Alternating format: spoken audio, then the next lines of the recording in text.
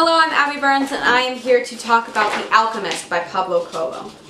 This story is about a young boy named Santiago who is a sheep shepherd who lives in the southern part of Spain, and it is his journey on into the Great Pyramids because he keeps having this recurring dream about finding treasure down there. And on his way, he meets some people that teach him about the meaning of life, namely the King of Salem. I'm jumping right in. Alright, the King of Salem teaches this little kid about personal legend, which really becomes the theme of this novel.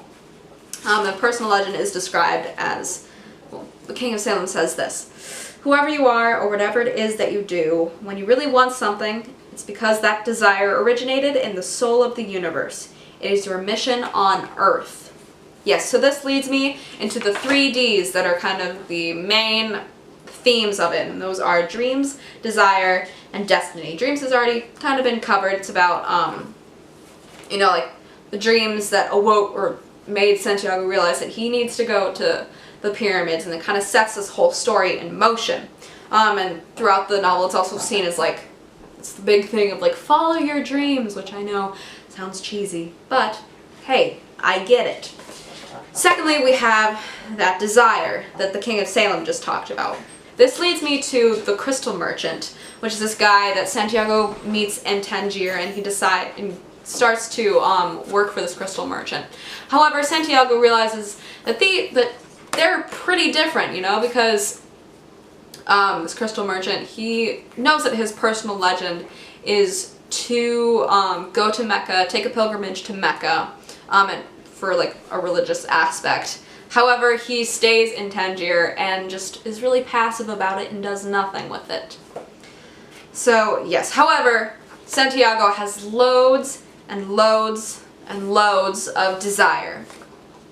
Lots of desire which push him all the way to Egypt. And yes, he has to cross this huge desert, and prior to the novel, people are always like, "You sure you want to cross those deserts?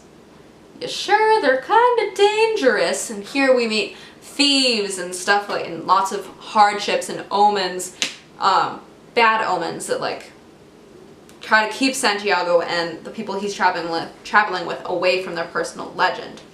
These thieves represent people that are trying to take shortcuts to get to their personal legend, which is not right.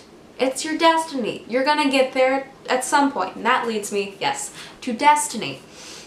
Destiny, it's kind of, the King of Salem explains it as something that's different than fate, because he says about fate,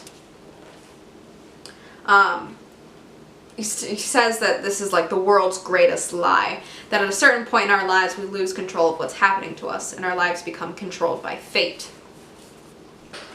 And here's the King of Salem says, that you have control of what's happening to you, and like you can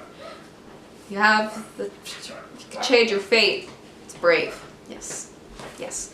And so like no matter what, you can choose where you want to go in life and follow your dreams, and this whole big open thing, which was pretty nice. It's a good read, let me tell ya. Alright, I probably should also talk about The Alchemist. Yes, The Alchemist. He's a person. I didn't realize that. Anyways, this guy, he can turn metal into gold, and gold is also symbolized as, like, the knowledge, work, and, like, knowledge, what did I say? Knowledge, work, and time necessary to achieve what you desire.